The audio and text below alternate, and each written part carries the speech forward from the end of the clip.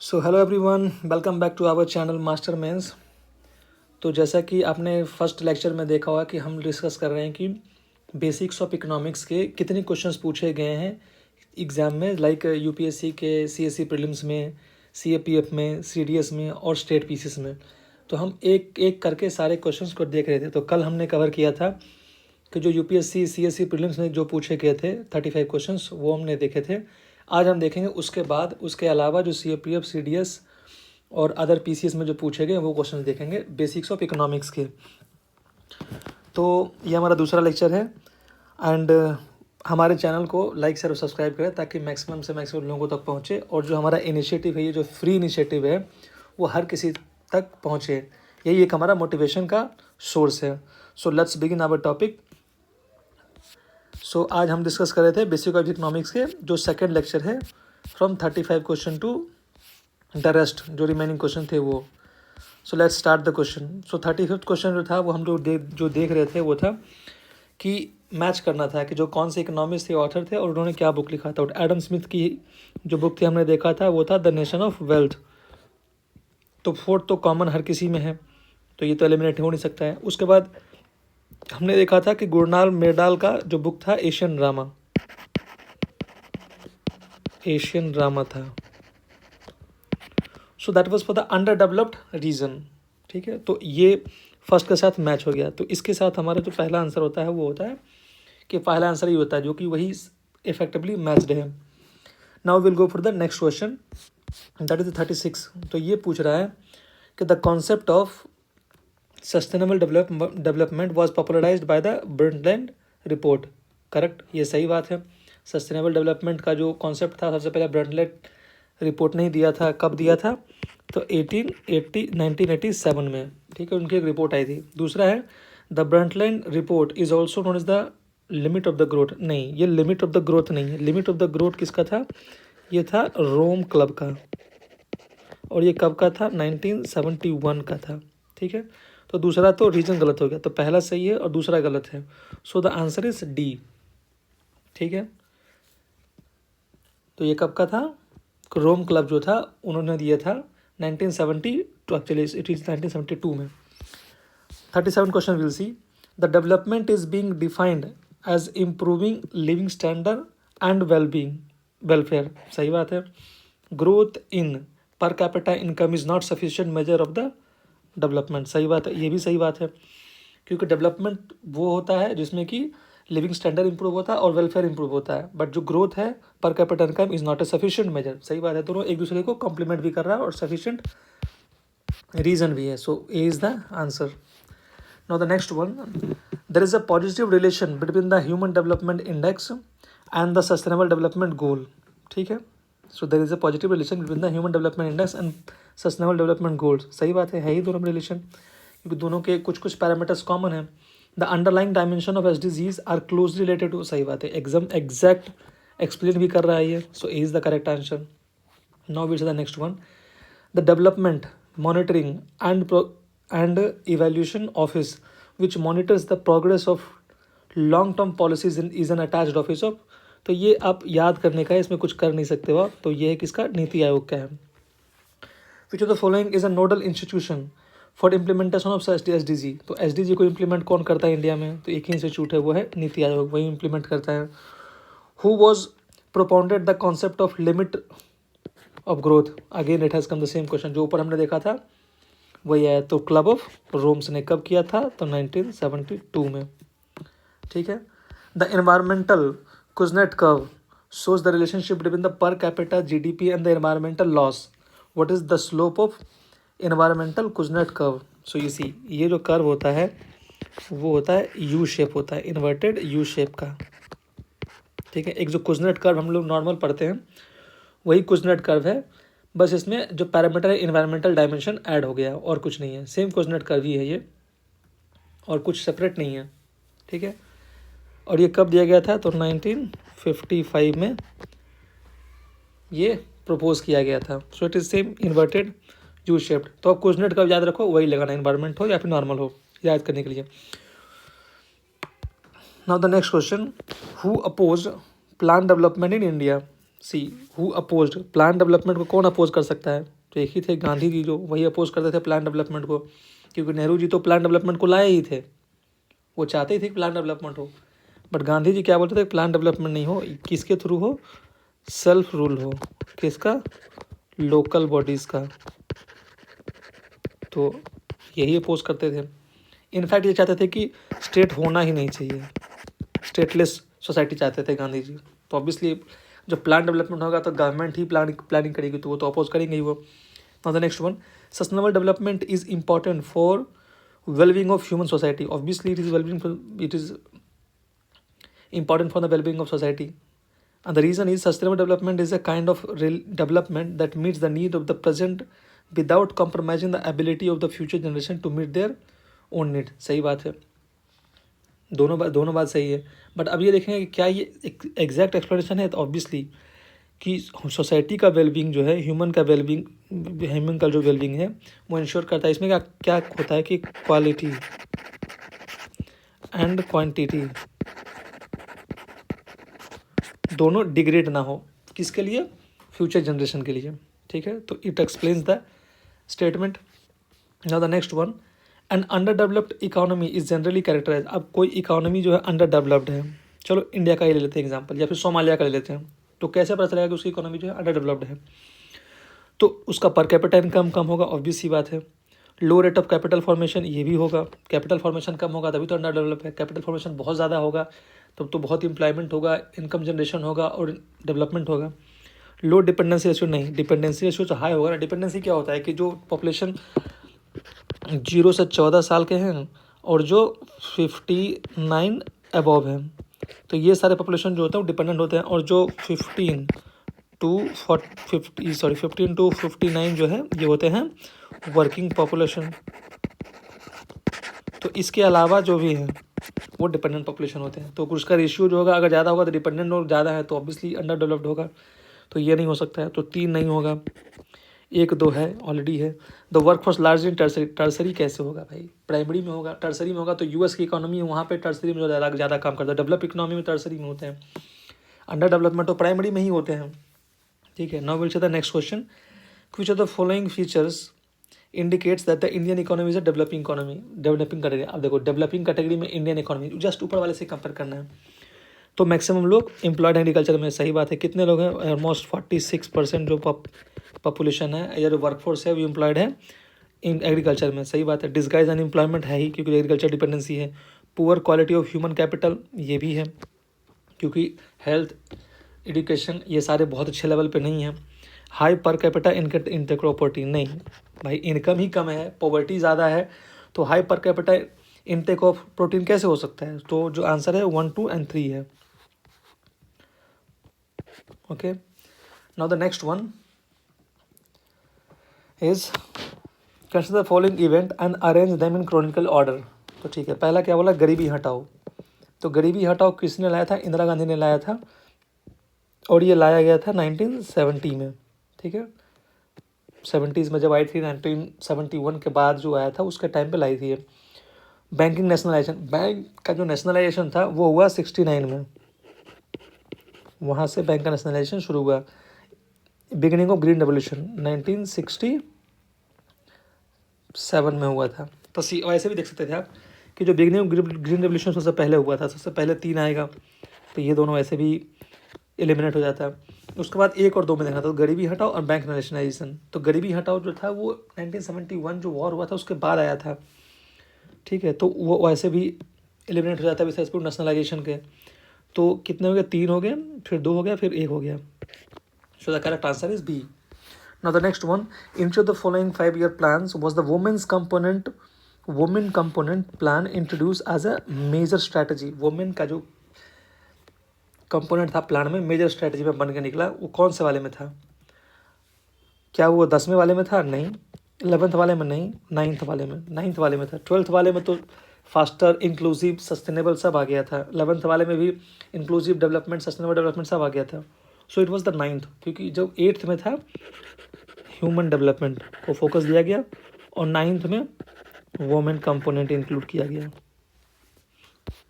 Who was the chairman of national income committee appointed by the government of India in 1979। तो 1979 में obviously जो PC महानवमीज थे उन्हें ही बनाया गया था, नेशनल इनकम कमेटी का जो चेयरमैन बनाया गया था, और इन्हीं के नाम पे जो सेकेंड 5 ईयर प्लान था वो भी लाया गया था इन्हीं के नाम पे, ठीक है। Now the next one, which are the following 5 year plan of India focused on the growth with the social justice and equality. Social justice and equality ये कब आएगा, जस्ट इमेजिन करो कि 1971 के बाद ही आएगा, क्योंकि 1971 के बाद इसलिए 1991 के बाद सॉरी वो इसलिए आएगा क्योंकि उसी समय एलपीजी रिफॉर्म हुआ और जो डेमोक्रेसी थी, गुड गवर्नेंस का जो कॉन्सेप्ट था वेस्ट में, वो इंडिया में भी प्रोपोगेट हुआ। सो that was just after the 8th 9th वाले में हुआ था, जिसमें वुमेन को भी इंक्लूड किया गया था, सोशल जस्टिस इक्वालिटी की बात करी गई थी। Increasing investment in human capital leads to, अगर देखो ह्यूमन कैपिटल में, जैसे मैं ह्यूमन हूँ, मेरा ह्यूमन कैपिटल क्या होगा, एजुकेशन क्या है मेरा, हेल्थ कितना अच्छा है, स्किल कितना अच्छा है, ये मेरा ह्यूमन कैपिटल है। तो किस पे डिपेंड करेगा, इंक्रीजिंग इन्वेस्टमेंट, अगर इस पर हम ज़्यादा इन्वेस्ट करेंगे अपने हेल्थ पे, अपने एजुकेशन पे, अपने स्किल पे, तो क्या होगा, प्रॉपर यूज ऑफ रिसोर्सेज होगा, इंक्रीज इन प्रोडक्टिविटी होगा, obviously proper use of resources होगा, इंक्रीज इन प्रोडक्टिविटी होगा, स्किल डेवलपमेंट होगा, सारे के सारे होंगे। The document of 12 5 year plan suggest that the largest expenditure in plan would be on, अब देखो 12th 5 ईयर प्लान है, उसमें बोल रहा है 12th 5 ईयर प्लान में क्या था, faster sustainable inclusive growth, faster sustainable development, inclusive growth, ये सारे चीज़ थे। तो किस पे ज़्यादा होगा, तो obviously service sector, social sector services पे ज़्यादा होगा। Now the next one, which plan among the following declare it's objective of self reliance and zero net foreign add. तो उसने क्या बोल रहा है कि सेल्फ रिलायंट हो जाना है और जो फॉरेन एड है वो नहीं लेना है, ठीक है। तो ऑब्वियस सी बात है ये तब होगा जब इंदिरा गांधी की गवर्नमेंट बनी थी, तो जब पहली सरकार बनी थी उसी समय उन्होंने ये डिक्लेयर किया था, ठीक है, कि द 4th 5 ईयर प्लान जो था that was responsible for becoming the self reliant and zero net foreign add, उस पर डिपेंडेंसी, फॉरेन एड पर डिपेंडेंसी नहीं होना था, ठीक है। That was in between 1969 to 1974। The most appropriate measure of India's countries economic growth is it's, अब देखो किसी भी कंट्री का जो इकोनॉमिक ग्रोथ होता है उसका जो मोस्ट इंपॉर्टेंट मेजरमेंट क्या होता है, तो क्या वो जीडीपी होता है, नहीं, क्योंकि वो सबको इंक्लूड नहीं करता है। नेट डोमेस्टिक प्रोडक्ट, नहीं, ये भी नहीं। नेट नेशनल प्रोडक्ट, नहीं, ये भी सिमिलर ही है, बस इसमें डिप्रिसिएशन हटाया गया है, तो इसमें तो कोई जो है जीरो डिफरेंस है नहीं। तो पर कैपिटा प्रोडक्ट जो है, पर कैपिटा प्रोडक्ट इसलिए माना जाता है कि ये जो होता है कि हर इंडिविजुअल पे कैलकुलेट किया जाता है, क्योंकि ये डोमेस्टिक जो जीडीपी है और टोटल पॉपुलेशन जो होता है, जैसे जीडीपी डिवाइडेड बाय पॉपुलेशन ये होता है, तो ये स्प्रेड होता है, ठीक है। और इंडिया जो है ये actual condition of the people दिखाता है, ठीक है, बाकी सब जस्ट न्यूमेरिकल दिखाता है, ये actual condition of the people दिखाता है, कितना कितना लोगों पे पर कैपिटा पैसे हैं या इनकम है, ठीक है, या प्रोडक्ट जनरेट हो रहा है। सो this is the best indicator for measuring economic growth. So mix economy, obviously mix economy मतलब को existence of public and private sector होगा, ठीक है, जैसे इंडिया में मिक्स इकोनॉमी है। What was the priority of the first 5 year plan, first 5 year plan का जो था डेवलपमेंट ऑफ एग्रीकल्चर, ये जो था अर्बनाइजेशन वो सेकंड का था, ठीक है। Which of the following is not part of the second generation of economic reform identified by the government. तो पहले ये देखते हैं कि सेकंड जनरेशन ऑफ रिफॉर्म क्या होता है, ठीक है। So the second generation of reform था that was focused on public sector reforms, oil sector reform, reforms of government and public institution, इन सब चीज़ों में था। तो ये ऑयल सेक्टर रिफॉर्म था, पब्लिक सेक्टर रिफॉर्म था, लीगल सिस्टम रिफॉर्म नहीं था क्योंकि पेंडेंसी ऑफ केसेस बहुत ज़्यादा था और लीगल चीज़ों को टच नहीं कर सकते थे, जुडिशियल सिस्टम को, ठीक है, उसकी इफिशियंसी, ट्रांसपेरेंसी और एक्सेस टू जस्टिस जो था उसको नहीं टच किया गया था, तो ये नहीं था। और reforms of government and public institution, सही बात है। Planning was considered prerequisite, तो जो planning was considered prerequisite, क्यों उसको प्री रिक्विजिट माना गया था, for balance economic social development, सही बात है, इसीलिए प्लानिंग करते थे। For extending the benefit of development in an even manner, सही बात है, सब तक डेवलपमेंट जो हो उस पहुँचे, ये था। For focusing on removal of regional disparity, सही बात है, रीजनल डिस्पैरिटी को कम करने, जैसे कि बिहार की इकोनॉमी बहुत कम है, केरला का बहुत ज़्यादा है, वहाँ का जो पर कैपिटा इनकम जो है बहुत डिफरेंस है दोनों में, तो इसको दूर करने के लिए प्लानिंग किया जाता था, ताकि वहाँ बिहार ज़्यादा इन्वेस्ट करें और केरला में उसके रिस्पेक्ट में कम करें। For maximising the utilisation of available resource, सही बात है। तो सारे फैक्टर हैं जो प्लानिंग जो है उसके लिए प्लानिंग के लिए प्रीरिक्विजिट कंडीशन था जो, ठीक है। Which has the highest share in the house hold savings of India. तो देखो जो हाउस होल्ड है, घर में, जैसे हमारी फैमिली होगी, आपकी फैमिली होगी, या किसी की भी फैमिली होगी, तो सबसे ज़्यादा सेविंग किस में करते हैं? क्या वो डिपॉजिट में होता है, बैंक में, करेंसी में होता है, जो हम लोग पैसा कैश रखते हैं घर में, फिजिकल एसेट में, जैसे घर खरीद लिए, ज़मीन खरीद ली उसमें, या फिर शेयर्स एंड डिवेंचर? तो शेयर्स एंड डिवेंचर तो बहुत कम करते हैं हमारे यहाँ पे, क्योंकि सबको तो पता ही नहीं है गाँव घर में। डिपॉजिट भी कम ही करते हैं। करेंसी तो जो है बहुत कम लोग होल्ड कर रखते हैं। ज़्यादातर लोग क्या करते हैं, ज़मीन में इन्वेस्ट कर लेते हैं या फिर घर बना लेते हैं। तो फिजिकल एसेट में ज़्यादा करते हैं। और कितना परसेंट करते हैं? तो ऑलमोस्ट ये देखा गया है कि जो लोग इन्वेस्ट करते हैं किस में, क्या कहते हैं, फिजिकल एसेट में, वो ऑलमोस्ट कितना परसेंट अगर बोला जाए तो इट इज़ अराउंड 50%। 50% जो होते हैं टोटल हमारी सेविंग होती है, वो हो जाती है किसमें? फिजिकल एसेट में कर देते हैं। The proportion of labour in GNP becomes low due to the following reason. तो देखो लेबर का प्रोपोर्शन जो है जीएनपी में वो कम कब होगा? तो प्राइस लेग बिहाइंड से नहीं, प्राइस अगर लेग बिहाइंड होगा तब तो नहीं ही होगा वो, ठीक है, क्योंकि प्राइस कम हो जाएगा, वेजेस ज़्यादा हो जाएगा। तो proportion of labour in GNP तो कम नहीं होगा, ठीक है। प्रॉफिट लैग्स बिहाइंड प्राइस से कोई रिलेशन ही नहीं है। प्राइस लैग्स बिहाइंड प्राइस से रिलेशन नहीं है। वेज लैग्स बिहाइंड प्राइजेस, ठीक है। जब वेजेस जो है अगर कम हो जाएंगे प्राइजेस से, तो जो होगा कि जो proportion of labour in GNP वो कम हो जाएगा, ठीक है, क्योंकि वेजेस ही कम दे रहे हो तो लोग ऐसे भी कम हो जाएंगे। तो कैसे इफेक्ट करता है कि if the annual wages increases equal to the increase in inflation rate अगर होता है, तो there would be no chance in real wage और रियल इनकम, ठीक है।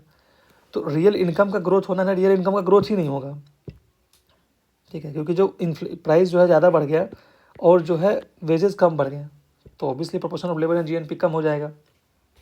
इन the 11th 5-year plan highest allocation has been made for, C highest allocation 11th 5-year plan में जो था वो दिया गया था एजुकेशन में, क्योंकि सोशल सर्विसेज में ज़्यादा किया जा रहा था खर्चा उस समय, 11th में 12th में दोनों में भी। इवन 12th 5-year प्लान में भी ज़्यादा फोकस दिया गया था सोशल सर्विसेज पे। इंक्लूसिव ग्रोथ वुड नेसेसिएट, अगर इंक्लूसिव ग्रोथ है, इंक्लूसिव ग्रोथ का मतलब होता है कि जो बेनिफिट ऑफ ग्रोथ है वो हर किसी तक पहुँचे और इक्वल अपॉर्चुनिटी हर किसी को मिले। इन नटसेल यही होता है इंक्लूसिव ग्रोथ। तो इसका ये वुड नेसेसिएट क्या होगा? अगर इंक्लूसिव ग्रोथ होगा तो क्या होगा? डेवलपमेंट ऑफ इंफ्रास्ट्रक्चरल फैसिलिटीज़ होगा, रिवाइवल ऑफ एग्रीकल्चर, क्योंकि एग्रीकल्चर एक पिलर है उसका इंक्लूसिव ग्रोथ का। Increase availability of social services such as education and health, सही बात है, क्योंकि सोशल सर्विसेज जो है वो भी एक इंपॉर्टेंट फैक्टर है इंक्लूसिव ग्रोथ का, तो सारे ही होंगे। If over a given period of time both prices and monetary income have become doubled the real income will be, देखिए क्या बोल रहा है कि मॉनेटरी इनकम, जैसे मेरा इनकम जो है वो डबल हो गया और वैसे ही इन्फ्लेशन भी अगर जैसे सामानों का प्राइस जो है वो भी डबल हो गया, तो क्या फ़र्क पड़ा मेरे नेट इनकम पे? मेरे नेट इनकम तो कुछ बढ़ा नहीं, ठीक है। अगर मैं 100 रुपये में पहले कुछ खरीद रहा था, अब उसका दाम 200 रुपया हो गया और मेरी इनकम हो गई डबल, तो कोई फ़र्क नहीं, नेट तो जीरो ही हो गया, नेट तो सेम ही हो गया, रेशियो तो सेम ही हो गया। So which of the following is not included in the country's wealth, तो कंट्री का वेल्थ में कौन सा इंक्लूडेड नहीं होता है? कंट्री का वेल्थ में क्या इंक्लूडेड नहीं होता है? तो डैम्स ऑब्वियसली उसका वेल्थ है, सॉरी मिनरल्स, डैम्स भी है। मनी सप्लाई उसकी वेल्थ नहीं होती है, कैटल भी होते हैं वो भी वेल्थ होती है उसकी। मनी सप्लाई तो बस एक करेंसी नोट है, वो किसी का वेल्थ नहीं होता है। So C the correct answer. Arrange the following in their chronological order, ठीक है।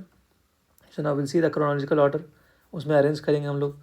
तो पहले क्या बोल रहा है कि the first 5-year plan was submitted to parliament, तो ऑब्वियसली सब पहली जो 5-year प्लान था वो कब आया था? तो 1950 में आया था, तो उसी समय उसमें पार्लियामेंट में टेबल किया जाएगा। National development council was setup, NDC वो सेटअप, ठीक है। सो द एनडीसी वो सेटअप जस्ट उसके बाद ही 5-year प्लान के बाद ही एनडीसी सेटअप किया गया था, ताकि डिस्कस करें और उसके बाद उसको इम्प्लीमेंट करें। First devolution of Indian currency after independence took place, तो पहली बार डिवोल्यूशन जब हुआ था वो कब हुआ था, 1949 में हुआ था, आज़ादी के बाद ही होगा। And India became member of international monetary fund, तो ये सबसे पहले बन गया था 1945 में। तो सबसे पहले चौथा हो जाएगा, फिर तीसरा हो जाएगा, फिर पहला, फिर दूसरा, ठीक है। So B is the correct answer for 65th। Now will see the 66 question. The growth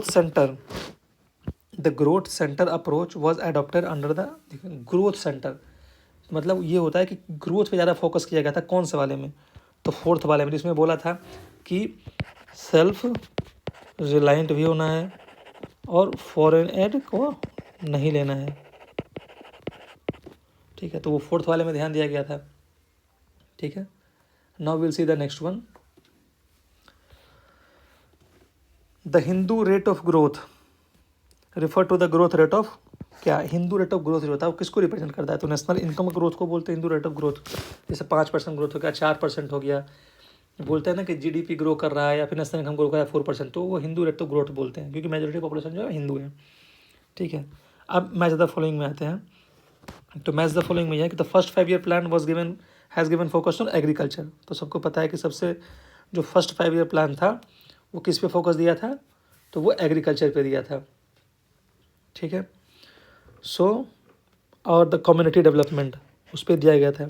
second 5 year plan जो था वो रैपिड इंडस्ट्रियलाइजेशन पे था, ठीक है। थर्ड 5 ईयर प्लान जो था वो था मिनिमम नीड प्रोग्राम पे था, ठीक है। फोर्थ 5 ईयर प्लान जो था वो था अचीवमेंट ऑफ सेल्फ रिलायंट वाला, जो अभी मैंने डिस्कस किया था, फॉरेनर को नहीं लेना वो वाले भी था, ठीक है। So with this the answer would be B. और द फिफ्थ 5 ईयर प्लान था वो था कि एक्सपेंशन ऑफ बेसिक इंडस्ट्रीज पे। Now the next question, the strategy adopted under the IRDP in the 7th plan was, तो कौन सा strategy को अडॉप्ट किया गया था IRDP में। IRDP क्या होता है, तो इंटीग्रेटेड रूरल डेवलपमेंट प्रोग्राम, उस पे जो उसमें जो था 7th प्लान में किस चीज़ पे ध्यान दिया गया था, तो क्या वो हाउस होल्ड लेवल पे ध्यान था, क्या वो विलेज अप्रोच पे था, क्या वो ब्लॉक अप्रोच पे था, क्या वो डिस्ट्रिक्ट। ऑब्वियसली जब रूरल जब बात आएगी तो हाउस होल्ड लेवल पे ही ध्यान दिया जाएगा, ठीक है। उसके बाद बाकी चीज़ों पे ध्यान दिया जाएगा। So now we have come to the 70th question. We'll see that is the match the following question. तो जो फर्स्ट 5 ईयर प्लान था उसको बोलते हैं हेरोड डोमार मॉडल। जब हमने पढ़ा था कि पहला 5 ईयर प्लान था इंडिया का हेरोड डोमार के मॉडल पे बना था। दूसरा 5 ईयर प्लान था जो पीसी महालनोबिस का था, जो कि था इंडस्ट्रियलाइजेशन पे फोकस देना है। सो द फर्स्ट का 3 हो गया, फर्स्ट का 2 हो गया एंड सेकेंड का 4 हो गया। So with this answer would be B. Now will see the third किसका जो मॉडल था। So the third was of S Chakravarty model and the fourth was of Ashok Rudra model, ठीक है। तो अगर नहीं भी पता होता थर्ड और फोर्थ तब भी ये आंसर सही होता है, क्योंकि हम ऑलरेडी जानते हैं कि फर्स्ट और सेकंड किसका था। Under the constitution of India economic planning is a subject. Economic planning देखो दोनों करता है यार, स्टेट भी करता है सेंटर भी करता है, तो दोनों का होगा, कंकरेंट में होगा, क्योंकि स्टेट भी तो अपनी प्लानिंग करेगी ना, वो थोड़ी छोड़ देगी। Which of the following is not correct about NITI Aayog, ठीक है।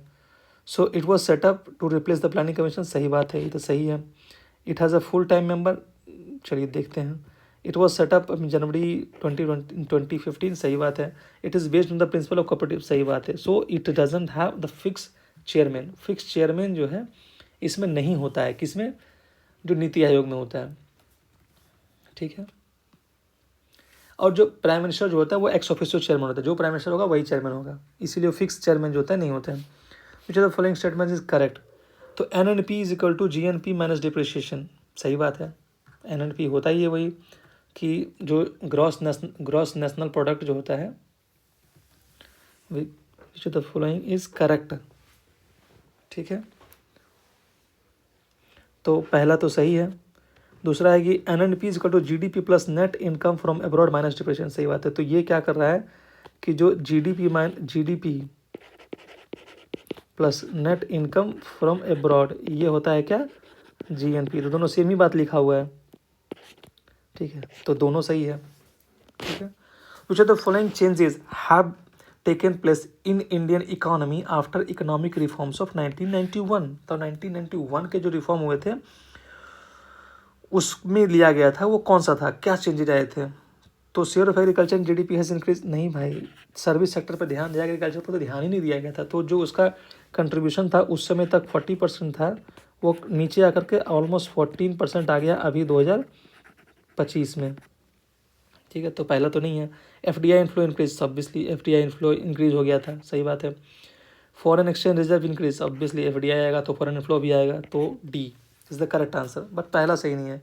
The author of the book titled planning and the poor, planning and the poor, इसके जो ऑथर थे वो कौन थे? तो the planning and the poor जो थे, पुअर का जो ऑथर थे वो थे वी.एस. मिन्हास। इसको याद करना पड़ेगा because there is nothing to be understand here, यहाँ इसको याद ही करना पड़ेगा हमें। सॉरी, या so we have to mug up this, we cannot do anything in this question. ठीक है, बेस ईयर क्या होता है? Base year in national income accounting means क्या होता है कि the year was income is being used to calculate the nominal, नहीं नॉमिनल नहीं, नॉमिनल तो हो गया current. The year was prices are being used to calculate the nominal GDP, नहीं फिर नॉमिनल नहीं। The year was price are being used to calculate the real GDP, सही बात है। तो रियल जीडीपी जो होता है वो कैलकुलेट करते हैं किस पे? जो बेस ईयर होता है उससे। The 11th 5 year plan emphasise on, अब देखो अभी जस्ट बात हुई थी कि 11th 5 ईयर प्लान जो था वो किस पे एम्फेसिस किया गया था? तो फास्टर एंड मोर इंक्लूसिव, ठीक है। और 12th जो था faster, sustainable and more inclusive, ये था 12th।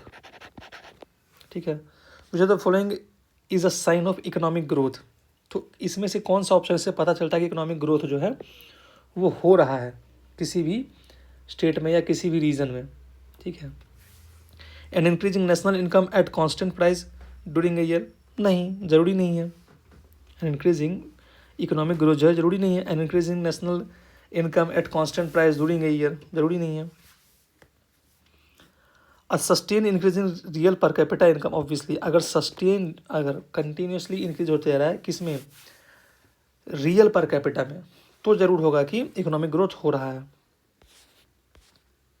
ठीक है, next is the main slogan of the 7th 5 year plan was, तो 7th 5 ईयर प्लान जो था उसका मेन स्लोगन क्या था? तो जो 7th 5 ईयर प्लान था वो आया कब था? तो आया था 1985 टू 90, उस समय तक हमारे पास कुछ था ही नहीं जिसपे कि उतना फोकस दिया है। कम्युनिटी डेवलपमेंट प्लान तो आ गया था फर्स्ट में ही। परसेंटेज ऑफ ग्रोथ ये तो कभी नहीं था। Free education for all children ये तो नहीं था। तो ये था फूड, वर्क एंड प्रोडक्टिविटी, इस पर ध्यान दिया गया था। ठीक है। Who author the book planned economy for India, तो जो प्लान्ड इकोनॉमी फॉर इंडिया था उसके लेखक जो थे वो कौन थे? इसमें भी कुछ नहीं कर सकते, आपको याद करना पड़ेगा। तो एम विश्वेश्वरैया थे। ठीक है। India vision, India vision 2020 is prepared by, अब ये देखिए कि इंडिया विजन जो है 2020 वो कौन प्रिपेयर किए थे? तो जो इंडिया विजन 2020 था वो प्रिपेयर किए थे एसपी गुप्ता कमेटी जो था उन्होंने प्रिपेयर किया था। ये भी याद करने का है, इसमें कुछ समझने का नहीं है। Under which 5 year plan was the decision to establish a socialist pattern of economy was taken? देखिए सोशलिस्ट पैटर्न ऑफ इकोनॉमी जो था वो किस 5 ईयर प्लान में लिया गया था? तो इंडस्ट्री का डेवलपमेंट जो था वो, और इंडस्ट्री डेवलप कौन कराएगा? गवर्नमेंट। ठीक है, with the contribution of government, government का कंट्रोल होगा इंडस्ट्री पे। तो सेकेंड 5 ईयर प्लान पे लिया गया था। Who in the following drafted the Sarvodaya plan, Sarvodaya plan जो था वो कौन ड्राफ्ट किया था? तो एस.एन. अग्रवाल, और गांधीयन मॉडल भी बोलते हैं इसको। ठीक है। What is true for the planning in India, तो इंडिया में जो प्लानिंग है उसको लेकर के क्या सही है, कौन कौन सा स्टेटमेंट सही है वो देखते हैं। In August 1937 the Congress working committee at its meeting in Wardha adopted the resolution of national reconstruction and social planning, सही बात है। Subhash Chandra Bose in his presidential speech at Haripur 1937 में ही हुआ था, Haripur session, declare that the national state on the advice of planning commission would adopt a comprehensive scheme, सही बात है, ये भी सही बात है, और ये 1937 में ही हुआ था। Modi government rename planning commission to NITI Aayog, ये भी सही है। तो 1 2 3 सही है, ये नहीं होगा, ये नहीं होगा, ये नहीं होगा, so all are correct. Subhash Chandra Bose announce the formation of national planning committee with Jawaharlal Nehru as a chairman. सही बात है, ठीक है। Now the next one, theoretically if economic growth is conceptualized, which one of the following is not usually taken into consideration? ठीक है, तो जब एक क्या कहते हैं कि when the economic growth is conceptualized, कौन सा चीज़ को नहीं टेकन into consideration लिया जाता है, कंसिडरेशन में नहीं लिया जाता है? तो growth in gross domestic product, सही बात है, ये तो लिया ही जाएगा, ठीक है। ग्रोथ इन फाइनेंशियल एड, इसका तो कोई मतलब ही नहीं बनता है, इसको क्यों लेंगे हम इकोनॉमिक ग्रोथ के लिए, ठीक है। Now the next one, the net domestic product is equal to GDP plus depreciation, ठीक है, प्लस डिप्रिशिएशन नहीं, माइनस डिप्रिशिएशन होगा ना, क्योंकि चीज़ें जीडीपी माइनस डिप्रिशिएशन होगा तो नेट आएगा, तो पहला ही गलत है। Per capita income is equal to net domestic product, ये भी गलत है, क्योंकि जब पर कैपिटा इनकम होता है वो जीडीपी बाय पॉपुलेशन होता है, तो नेट नहीं होता है, ये भी गलत है। थर्ड जो है कि net domestic product is the better matrix than GDP for comparing the economies of the world. अब इकोनॉमीज ऑफ द वर्ल्ड को कंपेयर करेंगे तो जो बोल रहा है कि नेट एनडीपी जो है वो ज़्यादा बढ़िया इंडिकेटर है, किससे? तो जीडीपी से, ठीक है। तो भाई कैसे जीडीपी से ही कंपेयर करते हैं? हम कभी देखें किसी कंट्री को कि जी एनडीपी से कंपेयर करते हैं? हम बोलते हैं कि इंडिया जो फोर्थ लार्जेस्ट इकोनॉमी हो गई, किस टर्म में? जीडीपी के टर्म में हो गया, किससे? तो जीडीपी को करते हैं, तो ये तीनों ही गलत है, ठीक है। During which 5 year plan India has achieve the maximum per capita growth rate, ये तो याद करने वाली बात है, इसमें कुछ नहीं कर सकते हैं। So as per the data it is 11th 5 year plan सबसे ज़्यादा था, और कितना था? तो दैट वाज 7.9% के राउंड और 8% के राउंड, ठीक है। Now the next one, who among the following is not a part of the national development council? NDC का पार्ट नहीं है। So will see the secretary of NITI Aayog है, the secretary of planning commission, planning and programme implementation ministry ये भी होते हैं, vice chairman of NITI Aayog ये भी होते हैं, चेयरमैन ऑफ फाइनेंस कमीशन ये भी होते हैं, तो सारे हैं इसमें से, ठीक है। नाउ द नेक्स्ट वन, कि which of the following is not a method to calculate the GDP? तो प्रोडक्ट मेथड होता ही है, डिमिनिशिंग कॉस्ट मेथड नहीं होता है, इनकम मेथड भी होता है, एक्सपेंडिचर मेथड भी होता है, यही 3 मेथड होते हैं। So which one of the following programme,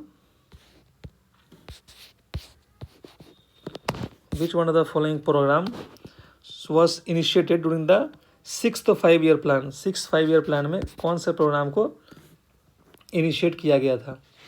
so it was integrated rural development, IRDP, integrated rural development programme था, प्रोग्राम जो था उसको लाया गया था, और ये कब से कब था? तो ये था 1980s to 85 तक का, ठीक है, राजीव गांधी का टाइम का। One of the problem in calculating national income in India is, क्या प्रॉब्लम है? सबसे बड़ा प्रॉब्लम है, एक प्रॉब्लम है नेशनल इनकम को कैलकुलेट करने पे, अंडर एम्प्लॉयमेंट, बहुत बड़ा प्रॉब्लम तो नहीं है ये, इन्फ्लेशन भी प्रॉब्लम नहीं है, लो लेवल ऑफ सेविंग ये भी बहुत बड़ा प्रॉब्लम है। सबसे बड़ा प्रॉब्लम है कि नॉन ऑर्गेनाइज सेक्टर में ऑलमोस्ट 90% जो है वो अनऑर्गेनाइज में है, as per world bank report 2023। तो सोचिए ये सबसे बड़ा रीज़न है इंडियन इकोनॉमी कैलकुलेट मेजर करने में, ठीक है ना। Mahalanobis plan model adopted in India in the mid 50s aimed at, तो महालनोबिस प्लान जो था वो ध्यान दिया गया था इंडस्ट्री पे, हैवी इंडस्ट्री सेटअप करने के लिए, कैपिटल इंटेंसिव इंडस्ट्री सेटअप करने के लिए, ठीक है। It will be true to classify India as a food deficit country? नहीं, ऐसा नहीं है। A labour surplus country? सही बात है। Trade surplus country? नहीं, इतना भी नहीं है। उसके बाद कैपिटल सरप्लस? तो एकदम ही नहीं है। तो लेबर सरप्लस कंट्री बोल सकते हैं, इकोनॉमी बोल सकते हैं। Consider the following statement regarding the public goods and externalities. तो non rivalry and non exclusionary are 2 characteristics of public good. सही बात है, यह डेफिनेशन ही पब्लिक गुड का है। Market can provide the optimal amount of goods in the presence of externalities. नहीं, ऐसा तो जरूरी नहीं है कि market provides the optimal amount of goods in presence of externality नहीं, मार्केट क्यों देगा, वो तो गवर्नमेंट देती है। तो पहला है सही, दूसरा गलत है। ठीक है, now will see the next one, that is 95 the factor the focus of second 5 year plan. बार बार वही क्वेश्चन पूछा जा रहा था। Rapid analysis focus on development on basic and heavy industries. ठीक है, महालनोबिस मॉडल भी बोलते हैं इसको। The next one is which of the following statement about production possibility frontier. Production possibility frontier is not correct. ठीक है, तो देखिए प्रोडक्शन पॉसिबिलिटी फ्रंटियर कुछ इस टाइप का होता है। ठीक है, इस टाइप का होता है। ये हो गया प्रोडक्ट ए, ये हो गया product B. The production possibility frontier slopes downward to the right as the resource are limited. सही बात है। ठीक है, तो पहला तो सही है। दूसरा है कि डाउनवर्ड आ रहा है, देख रहे आप, धीरे धीरे डाउनवर्ड आ रहा है। दूसरा है कि the different combination of various goods and services given the availability resources and technology are denoted by the production possibility का। सही बात है, ये तो उसका डेफिनेशन ही है। ठीक है, तीसरा है कि एनी पॉइंट ऑन और inside the production possibility frontier is attend under the existing technology resources. सही बात है, इसके अंदर जो है, जो एग्जिस्टिंग सेटअप है उसके तहत आप कर सकते हैं, लेकिन उसको बाहर जाने के लिए या तो आपको टेक्नोलॉजी बढ़ाना पड़ेगा, या फिर क्वांटिटी बढ़ाना पड़ेगा, या फिर क्वालिटी बढ़ाना पड़ेगा। ठीक है, इफिशियंसी बढ़ा दीजिए लेबर का, या फिर लेबर ज़्यादा हायर कर लीजिए, या फिर टेक्नोलॉजी बढ़ा दीजिए, तभी जाके बाहर जाएंगे आप। तो तीसरा भी सही है। चौथा है कि on the production possibility frontier the output of one commodity can be increased without changing. नहीं, एक बढ़ाओगे दूसरा घटाना पड़ेगा ना। यहाँ देखिए, यहाँ बी मैक्सिमम है तो ए 0 है। यहाँ अगर 45 डिग्री पर जाएंगे तो दोनों बराबर होगा।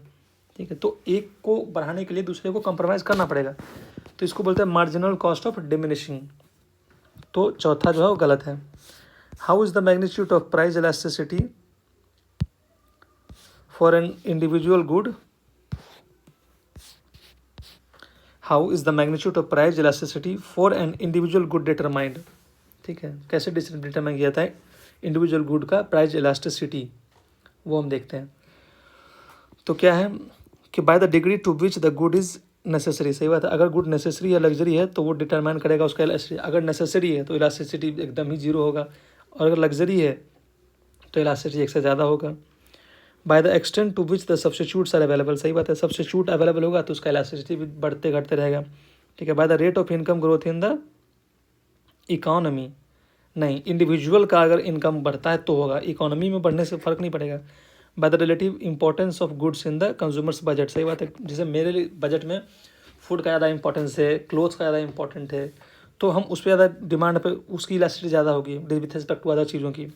अब अगर हेलीकॉप्टर की या फिर एयरक्राफ्ट की प्राइस बढ़ने से भी मेरे को क्या फ़र्क पड़ रहा है, मैं तो उसको खरीदने वाला नहीं है, तो उसकी इलास्टिसिटी मेरे लिए कुछ नहीं है। So C is the correct answer. Now the next one is कि for anything to be recognise as a money it need to have which are the following characteristics.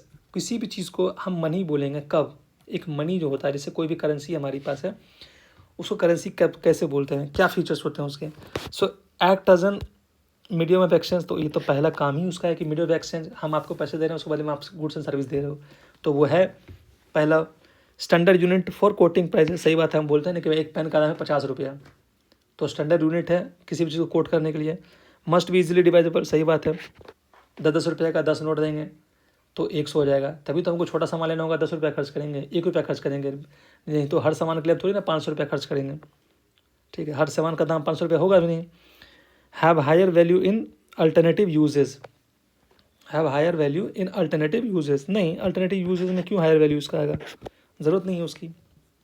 ठीक है, now the next one, which of the following are recognized as invisible hand by Adam Smith. Adam Smith ने बोला था कि जो market होता है वो खुद ही रेगुलेट कर लेता है खुद को, सेल्फ रेगुलेटिंग होता है। तो जो मार्केट जो होता है वो खुद ही जो है इनविजिबल हैंड है, वही रेगुलेट कर लेता है अपने आप को। ठीक है, now we have come up to the 100th question. So will see the 100th question. According to the law of diminishing return in a production function, when more or more units of variable factors are used, holding the quantities of the fixed factor constant, a point reached beyond which जो marginal cost होता है futility, जो marginal cost of utility होता है वो diminish होने लगता है। ठीक है ना, यही होता है उसमें कि जो एक ऐसा पॉइंट आता है जहाँ पे कि जब मार्जिनल प्रोडक्ट जो होता है वो डिमिनिश होने लगता है, ठीक है, क्योंकि प्रोडक्ट की बातें कर रहा है वो। So next one is 101 question, which of the following is not correct? The average revenue and marginal revenue curves of a perfectly competitive firms are perfectly elastic।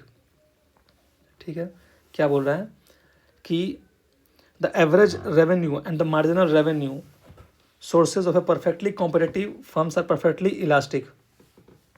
ठीक है, नहीं नेगेटिवली स्लोप होता है, और ये जो दिया गया है वो मोनोपोली के लिए दिया गया है। ठीक है, तो पहला जो है वो तो इनकरेक्ट है। The marginal revenue curve of a monopoly firm is above it's average revenue curve, सही बात है। सॉरी, ये गलत है, ये गलत है, ये सही है। In the long run A competitive firms earns only nominal profit, सही बात है। बहुत कॉम्पिटिटिव हुआ तो बहुत कम प्रॉफिट अर्न करेगा। In equilibrium the marginal cost curve of monopoly firms may be rising, falling और कांस्टेंट, सही बात है, होगा ही, क्योंकि अगर इक्विलिब्रियम आ गया तो बढ़ भी सकता है, घट भी सकता है, कांस्टेंट भी रह सकता है। The zero price elasticity, the zero price elasticity demand means, तो जो प्राइस बढ़ रहा है तो उसकी जो डिमांड की इलास्टिसिटी है वो चेंज नहीं हो रहा है। ठीक है, ये बोल रहा है कि प्राइस भले ही चेंज हो रहा है बट उसकी डिमांड जो है चेंज नहीं हो रहा है। ठीक है, तो डिमांड प्राइस के हिसाब से क्या रिस्पॉन्ड कर रहा है, तो देखो delta demand by delta price. ठीक है, तो ज़ीरो है, तो मतलब डिमांड चेंज हो ही नहीं रहा है प्राइस के साथ में। So whenever the change in price there is absolutely no change in the demand, सही बात, तभी तो ये ज़ीरो होगा, तो सही है ये। According to the simple Keynesian theory, the slope of the aggregate consumption curves against income is C। अगर against income देखा जाए तो वो कैसा होता है, किसका, aggregate consumption का जो कर्व होता है वो क्या होता है, वो पॉजिटिव होता है। ठीक है,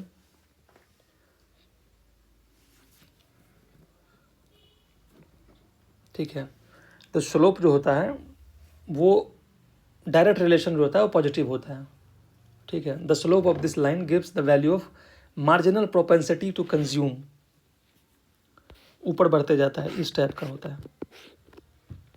which of the following is an example of price ceiling. Price ceiling क्या होता है, मतलब एक सीलिंग है, उससे ज़्यादा प्राइस नहीं हो सकता है, ऐसा लगा दिया आपने कि एक प्राइस फिक्स कर दिया, उससे ज़्यादा प्राइस नहीं होता। प्राइस फ्लोरिंग क्या होता है कि एक नीचे का प्राइस फिक्स हो जाए कि इससे कम नहीं कर सकते हो आप। तो क्या मतलब इसका कि fares charge by airlines in India, price printed on biscuit packet, वो MRP हो गया, सही बात है। तो जो मैक्सिमम रिटेल प्राइस है वही प्राइस सीलिंग, उससे ज़्यादा आप नहीं बेच सकते हो। ठीक है, मिनिमम सपोर्ट प्राइस, ये हो गया मिनिमम सपोर्ट प्राइस फॉर केन ग्रोवर। ठीक है, इससे कम नहीं दे सकते हो। ठीक है, ये तो हो गया आपका, ये उल्टा हो गया, ये प्राइस फ्लोरिंग हो गया। मिनिमम वेज, वो भी प्राइस फ्लोरिंग हो गया, सेम ये भी। ठीक है, now the next question will see that which one of the following statement is true with regard to the economy which is on its production possibility frontier। अभी हमने ऊपर देखा था production possibility frontier कैसा होता है, तो it looks like this: product A, product B, the economy has to sacrifice some production of one commodity in order to increase the production of another। सही बात है, ये देखा था कि अगर एक को बढ़ाएंगे तो दूसरे को घटाना पड़ेगा। ठीक है, तो ये पूछ कह रहा था कि प्रोडक्शन पॉसिबिलिटी पे कर्व पे कौन सा ट्रू है। ठीक है, सो तो पहला स्टेटमेंट ही ट्रू है फिर तो। Now the next one, then in national income accounts personal income is defined as, national income को जो है उससे हम निकालते हैं क्या, personal income. So the national income minus क्या होता है कि जो नेशनल इनकम होता है उससे अनडिस्ट्रीब्यूटेड प्रॉफिट हटा लेते हैं, फिर अदर जो होते हैं नेट ट्रांसफ़र पेमेंट जो होते हैं वो ऐड कर देते हैं। ठीक है, कॉर्पोरेट टैक्सेस जो होते हैं वो भी हटा देते हैं। ठीक है, तब जाकर जो बनता है वो बनता है पर्सनल इनकम। ठीक है, तो क्या है कि national income minus undistributed profit, से बात जो डिस्ट्रीब्यूट नहीं किया वो, net interest payment made by the house hold. ठीक है, कॉर्पोरेट टैक्स भी घटा दिए और ट्रांसफ़र पेमेंट को ऐड कर दिए। ठीक है, ये परफेक्ट स्टेटमेंट, परफेक्ट कंडीशन है फॉर पर्सनल इनकम के लिए। Multiplier will be lower with which of the following, ठीक है, multiplier will be lower with which of the following. तो आप ये देखते हैं कि मल्टीप्लायर क्या होता है, ठीक है। तो मल्टीप्लायर इफेक्ट रिफर्स टू की increase in final income arising from any new injection of spending. जैसे होता है कि कुछ इंजेक्शन ऑफ स्पेंडिंग की है, उससे लोगों का जो है बढ़ गया क्या, इनकम बढ़ गया। So the marginal propensity to consume जो होता है वो होगा कि वो कम हो जाएगा, low marginal propensity to consume हो जाएगा आदमी का, ठीक है। अगर multiplier will be lower, multiplier ही कम हो गया, इनकम ही कम हो गया किसी तरह से इंजेक्ट, जैसे देखो गवर्नमेंट इंजेक्ट करेगी तो मल्टीप्लायर बढ़ेगा तो लोग ज़्यादा प्रोपेंसिटी होगा कंज्यूम करने का। लेकिन अगर मल्टीप्लायर लोअर हो जाएगा तो जो कंज्यूमर का कंजम्पशन का प्रोपेंसिटी वो भी कम हो जाएगा, ठीक है। The NGT setup in relationship to the environmental protection was setup under C. तो कब आया था NGT आया था 2010 में आया था। 2010 में कौन सा 5 ईयर प्लान था, तो वो था 11th 5 ईयर प्लान, ठीक है। उसके बाद if farmers loans are waive in India how will it affect the aggregate demand in the economy. Farmer का जो लोन है उसको वेवर कर देते हैं तो एग्रीगेट डिमांड को कैसे इफेक्ट करेगा, ठीक है। तो पहला क्या है कि the private consumption impact versus increase in private sector net worth. सही बात है, ये होगा ही, इम्पैक्ट होगा ही है। Public sector impact versus change in government expenditure और टैक्स, ये भी होगा, ठीक है। Crowding out impact versus higher borrowing by the state government, सही बात है, क्राउडिंग आउट हो जाएगा, गवर्नमेंट ज़्यादा बोरो करेगी। तो crowding in impact via higher credit availability as bank NPA falls, ठीक है। तो ऑब्वियसली बैंक क्या करेगा, राइट ऑफ कर देगा, तो क्राउडिंग इन इम्पैक्ट होगा, लोग ज़्यादा आएंगे बैंक क्योंकि उसके पास ज़्यादा पैसा होगा लैंड करने के लिए, क्योंकि प्रोविजनिंग जो होगा वो कम हो जाएगा क्योंकि राइट ऑफ कर दिया उसको। और दूसरा हो जाएगा कि जो कैपिटल जो होता है रिस्क वेटेड एवरेज कैपिटल जो होता है वो भी जो होगा वो कम हो जाएगा। तो ये सारे स्टेटमेंट सही हैं। Now will C 110 question that which of the following equals personal disposable income. तो द पर्सनल डिस्पोजेबल इनकम जो होता है वो क्या होता है कि पर्सनल इनकम मेरे पास जो है उसको हम कितना खर्च कर सकते हैं, मेरे पास इतना इनकम आया उसको हम खर्च कितना कर सकते हैं, डिस्पोज कितना कर सकते हैं, तो उस पर टैक्सेस को हटाना पड़ेगा ना। So the personal income minus direct taxes paid by the household and the miscellaneous fees and fines. So this is the correct explanation or answer. When a fall in price of a commodity reduces total expenditure and a rise in price increases it, price elasticity of the demand will, क्या बोल रहा है कि when a fall in price of a commodity reduces total expenditure and a rise in price increases it, ठीक है। तो इसका क्या इफेक्ट होगा, तो बोल रहा है कि ऑब्वियसली ये प्लस में होगा क्योंकि डायरेक्ट दिखा रहा है, सॉरी माइनस में दिखा रहा है। जो रिलेशन है इलास्टिसिटी जो वो नेगेटिव में है ना, वो कैसा है कि तो प्राइस इलास्टिसिटी क्या होता है कि responses of the quantity demanded और the supplied of a good to a change in its price, ठीक है। तो ये नेगेटिवली इम्पैक्ट हो रहा है तो वो -1 हो जाएगा, पॉजिटिवली होता तो 1 होता, इक्वल होता तो 1 ग्रेटर देन 1 होता। नहीं तो अगर एकदम ही नहीं प्राइस, अगर प्राइस चेंज होने से भी सॉरी क्वांटिटी चेंज ही नहीं हो रहा है, प्राइस कांस्टेंट ही है तो इन्फिनिटी हो जाता है, ठीक है। The rate at which the consumer is willing to substitute one good for another without changing the level of satisfaction is known as the, see, the rate at which the consumer, मैं consumer हूँ, is willing to substitute one good for another good without changing the level of satisfaction, ठीक है। तो ये तभी होगा कि जिसको बोलते हैं मार्जिनल रेट ऑफ सब्सटीट्यूशन। जो मार्जिनल रेट ऑफ सब्सटीट्यूशन है वो एग्जैक्ट उसके बराबर हो, तभी उसको बोलेंगे, तभी करेंगे। विच of the following factor affects the individual demand for a commodity. तो इंडिविजुअल का जो डिमांड है कमोडिटी को लेकर के उसको क्या इफेक्ट करता है, तो price of the commodity, obviously price बढ़ेगा तो डिमांड कम हो जाएगा, ठीक है। ये हो गया डिमांड, ये हो गया प्राइस, ये हो गया क्वांटिटी। इनकम ऑफ द कम, अगर इनकम बढ़ेगा तो ऑब्वियसली डिमांड जो है वो चेंज होगा, बढ़ेगा, ठीक है। Price of related good, obviously related good जो तो वही इम्पैक्ट करता है, चाहे सब्स्टिट्यूट हो या फिर कॉम्प्लीमेंट हो, ठीक है। Which of the following are included in the definition of narrow money. ठीक है, तो कौन कौन सा जो है इंक्लूडेड है नैरो मनी का डेफिनेशन में। तो नैरो मनी कौन सा होता है, जो M1 को जो बोलते हैं वो होता है नैरो मनी। और ये होता क्या है, तो currency circulation plus demand deposit. ठीक है, ये होता है। तो करेंसी विथ पब्लिक ठीक है, डिमांड डिपॉजिट ये भी ठीक है। ठीक है, अदर डिपॉजिट विथ RBI ये भी ठीक है।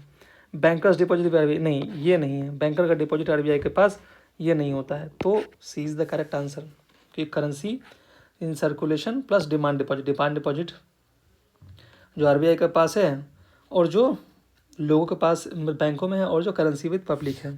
ठीक है, now the next question, which would be the impact, what would be the impact on the economy if the people start holding more currency in hand and less in bank. तो लोग जो क्या कर रहे हैं कि ज़्यादा होल्ड कर रहे हैं हाथों में पैसा और बैंकों में कम डिपॉजिट कर रहे हैं, तो क्या हो जाएगा कि जो CDR होता है, करेंसी टू डिपॉजिट रेशियो जो होता है, वो बहुत ज़्यादा हो जाएगा। ठीक है, तो हम जानते हैं कि जो मनी मल्टीप्लायर होता है वो इन्वर्सली प्रोपोर्शनल होता है CDR के एंड RDR होता है कि रिजर्व डिपॉजिट रेशियो। तो CDR बढ़ेगा तो मनी मल्टीप्लायर घटेगा। ठीक है, other things remaining constant, the market supply for a good increases if. Market में जो सप्लाई जो है, सप्लाई कैसा होता है, कर्व उसका ऐसा होता है। इट्स प्राइस इंक्रीजेज, अगर इसकी प्राइस जो है बढ़ाते जाओगे तो ये क्या होगा, ये प्राइस हो गया और ये हो गया क्वांटिटी। तो प्राइस पहले इतना था, फिर प्राइस इतना हो जाएगा तो क्वांटिटी बढ़ते जाएगा। तो ये सही है। Price of its factor of production decreases, तो ये फैक्टर ऑफ प्रोडक्शन जो था अगर डिक्रीज़ कर दोगे, ठीक है, तो लोग जो क्या करेंगे, इसको ज़्यादा सप्लाई करेंगे, ज़्यादा उसी लेबर फोर्स में ज़्यादा कम कॉस्ट होगा, ज़्यादा सप्लाई करेगा। ठीक है, तो ये भी सही है। Price of other goods decreases, तो अगर अब price of other goods decrease होगा तो इसका इम्पैक्ट नहीं होगा इस पर। अदर गुड्स का इस पर इम्पैक्ट क्यों होगा, क्यों उसका सप्लाई बढ़ेगा फिर। ठीक है, नाउ विल सी कि next question will C 117, which one of the following does not influence quantity demanded for a good। तो जो डिमांड जो था प्राइस वर्सेस क्वांटिटी, उसको क्या इन्फ्लुएंस नहीं करेगा।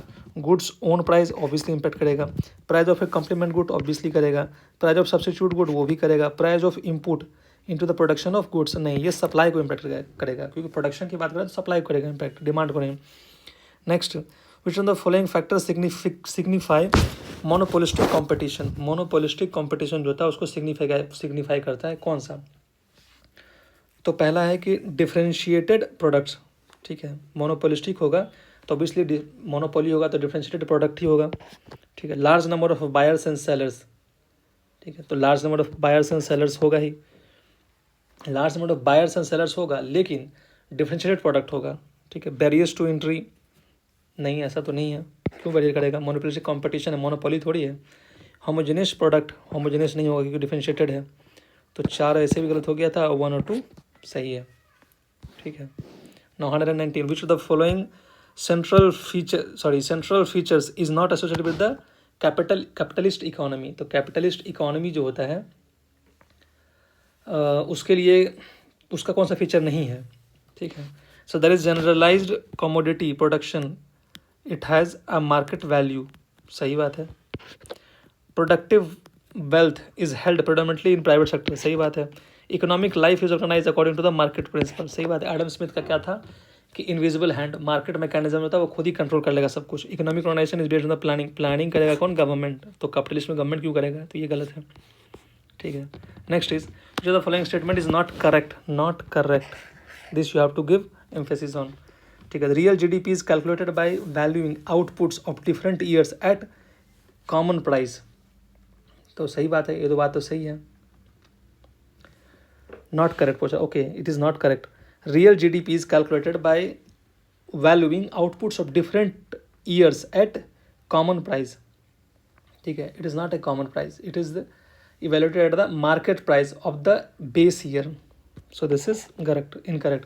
Potential GDP is the real GDP that economy would produce if resources were fully employed, सही बात है, ये वही आ गया कि marginal that was production possibility curve, production possibility curve जो था वो इस टाइप का था, इसी यही वाला है कि इसको अचीव करेगा कब, जब पूरी इकोनॉमी का सारा रिसोर्स अच्छे से यूज़ करे और फुल एम्प्लॉयड हो तब, ठीक है। Which of the following is not a function of money, will see 121 question. Money का फंक्शन क्या है, क्या नहीं है, एक्सचेंज फंक्शन है ही।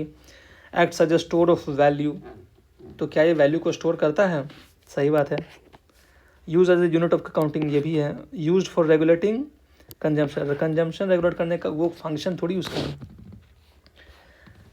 The situation where the equilibrium level of real GDP falls short of potential GDP, potential GDP जो होता है ये हो गया पोटेंशियल जीडीपी, ये कर्व हो गया, इसके अंदर अगर है कोई पॉइंट एक्स, इसका क्या मतलब होता है, इसका मतलब होता है कि रिसेशनरी गैप है फिर वो, ठीक है, रिसेशन है।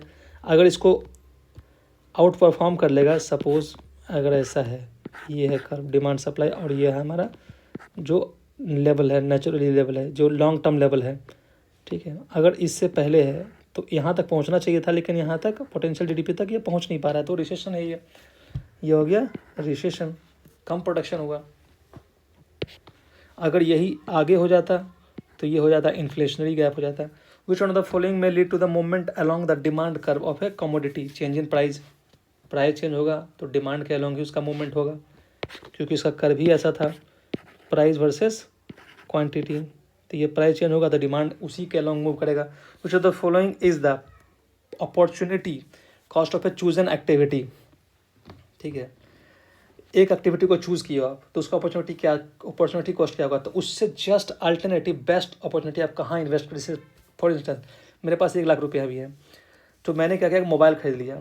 अगर मोबाइल नहीं खरीदता मैं तो उसको कहाँ मैं बेस्ट यूज़ कर सकता था, उसको बोलते हैं अपॉर्चुनिटी कॉस्ट, ठीक है। तो ये हो गया कि value of next best alternative that is given up, तो मैंने दूसरी चीज़ में ना इन्वेस्ट करके मैंने मोबाइल खरीद लिया, तो वो हो गया, उसको मैंने गिव अप कर दिया, तो वही हो गया opportunity cost. The working of the price mechanism in a free market economy refer to which of the following. अगर फ्री मार्केट इकोनॉमी है तो ये क्या बोल रहा है कि the working of the price mechanism in a free market operation, ये इंटरप्ले होता है डिमांड सप्लाई, डिमांड सप्लाई जो होता है वही अपने हिसाब से एडजस्ट कर लेता है प्राइस उसका, ठीक है। जो the following statement best regards to economic model is not correct, economic model जो होता है उसके रिगार्ड में करेक्ट नहीं है। They involve simplification of complex process, they involve simplification of complex process, सही बात है, करता ही है। दे रिप्रेजेंट द होल और a part of the theory, सही बात है। They can be express only through equation, ऐसा तो नहीं है, सिर्फ इक्वेशन, थोड़ी बिहेवियर भी होता है, उस पर भी डिपेंड करता है, जैसे मनी मल्टीप्लायर होता है उस बिहेवियर पर डिपेंड करता है, ये गलत है। The value of the slope of a normal demand curve is negative, we have seen कि जो डिमांड का कर्व होता है वो ऐसे होता है, प्राइस और क्वांटिटी नेगेटिव है। Which of the following is an example of price floor, price floor मतलब कि एक लेवल ऑफ प्राइस है उससे कम नहीं जा सकते हो आप, ठीक है। ये डिमांड सप्लाई, ये इक्विलिब्रियम है, ये एक फ्लोर है, इक्विलिब्रियम प्राइस है, और ये प्राइस फ्लोर है, इससे नीचे आप नहीं जा सकते हो, ठीक है। ये हो गया डिमांड, ये हो गया supply. Minimum support price for a jowar, ठीक है, मिनिमम सपोर्ट प्राइस, तो ऑब्वियसली मिनिमम सपोर्ट प्राइस जो होता है वो किसका एग्जांपल होता है, तो वो होता है प्राइस फ्लोर का, इससे कम पे नहीं दे सकते हो आप, ठीक है। Which of the following statement is, minimum wages भी होता है, वो भी होता है। मैक्सिमम रिटेल प्राइस तो प्राइस सीलिंग हो गया, ठीक है। Which of the following statement is not correct, when total utility is maximum marginal utility is zero, सही बात है, पहला तो सही है, ठीक है। अगर टोटल यूटिलिटी मैक्सिमम है तो मार्जिनल यूटिलिटी तो जीरो होगा ना, यूटिलिटी ही मैक्सिमाइज कर दिया आप तो मार्जिनल जो चेंज होगा वो जीरो होगा।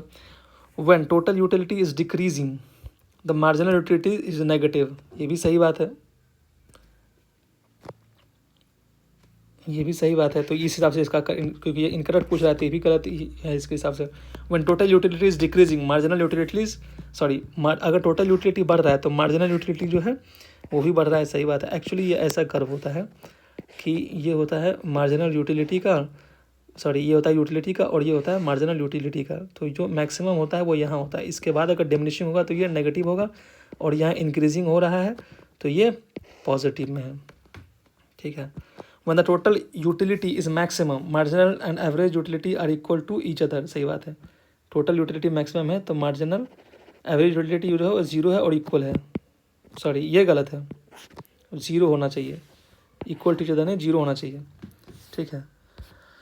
Now will see the next question कि indifference curves are convex to the origin. ठीक है, indifference curve is convex to the origin. सही बात है। Higher indifference curve represents higher level of satisfaction, ये भी सही बात है।